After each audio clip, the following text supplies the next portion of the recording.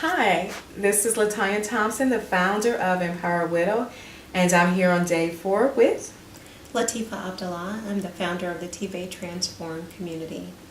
And so I just want to first acknowledge you for being transparent, because literally I'm just asking questions from my heart and I'm going deeper just because I know the audience that you're trying to reach. So I just really want to acknowledge you for showing up on day 4.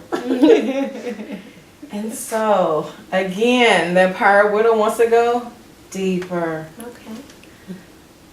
So as we talked about the birthing in a difficult place, and then you talked about basically your life being transformed, and you're able to appreciate it now because you've given birth.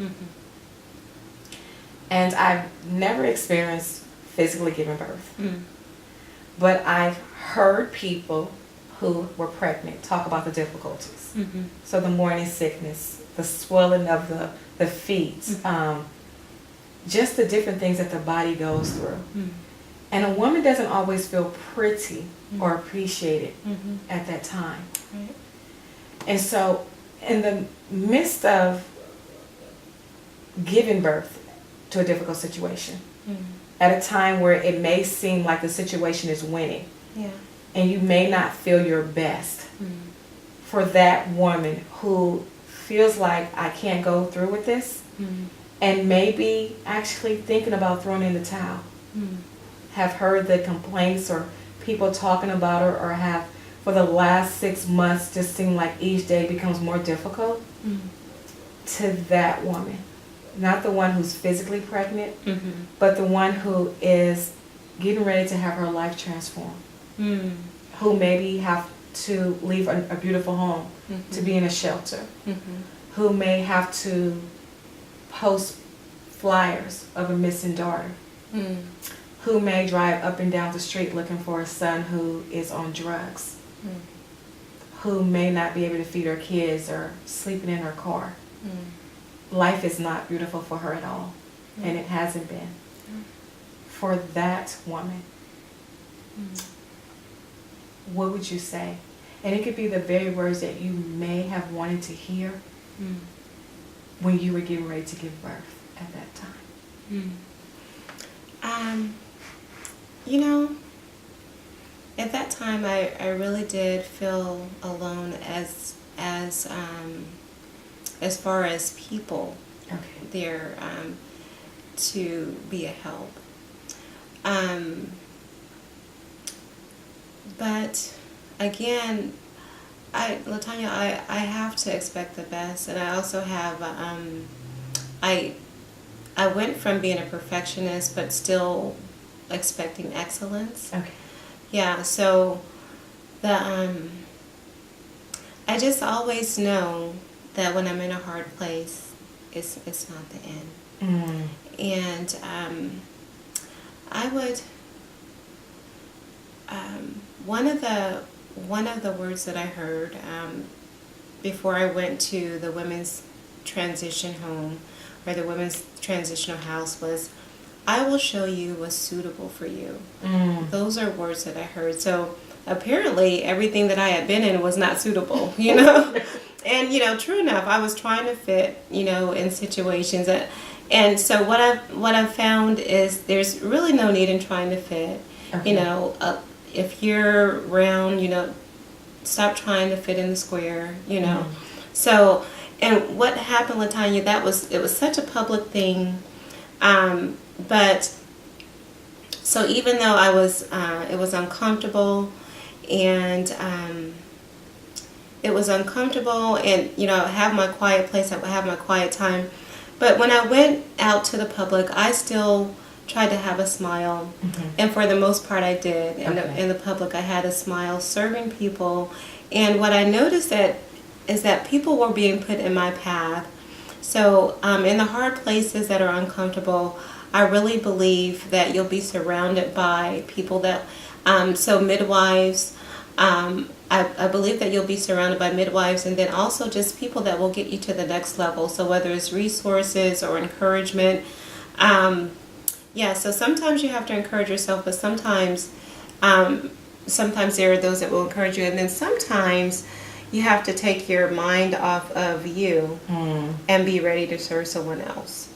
That seems like what happened really during that whole period, where I couldn't really just dwell on me, because I knew, okay, well, I'm going to get through this. It's uncomfortable. I'm going to get through it. So I really did need to focus on other people. And so people had greater things going on than I did. People coming through where I was serving, coming through saying, oh, their husband had cancer, and and then other people coming through like with, people had like real issues. I didn't have any real issues. I was just going through to get to the place where I needed to be. So really taking your mind off of you, be ready to serve somebody else, and you're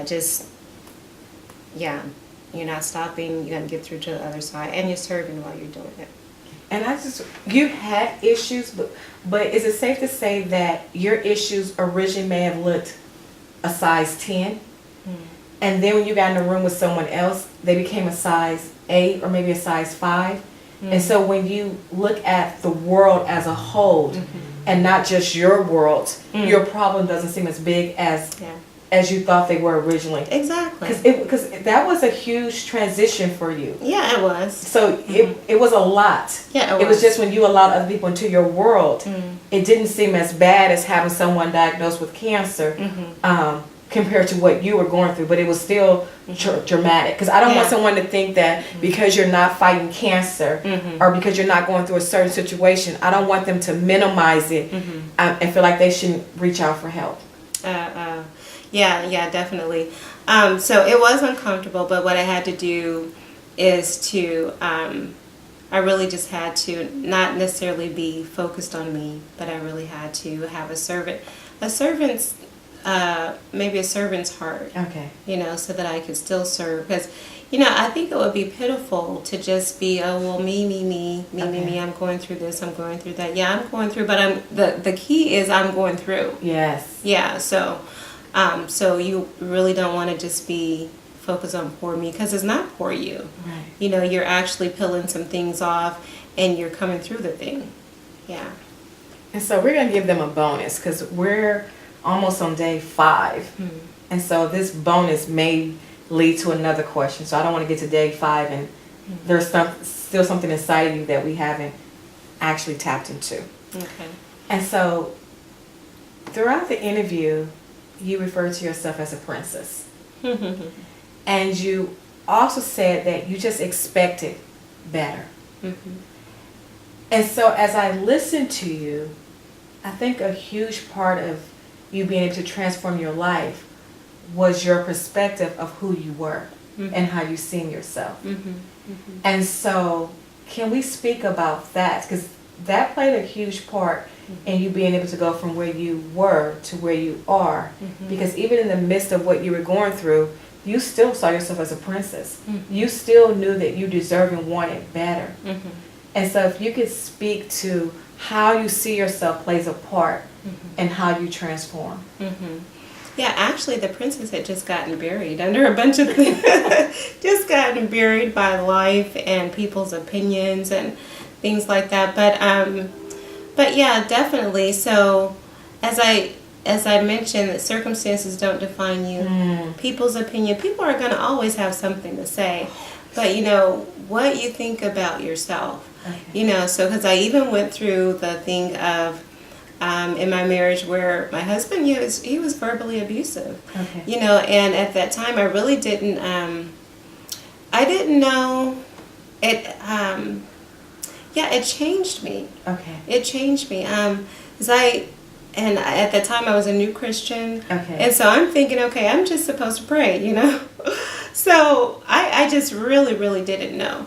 But inside of me, it had already been planted that who I was. But as I went through life, all these things kind of buried that.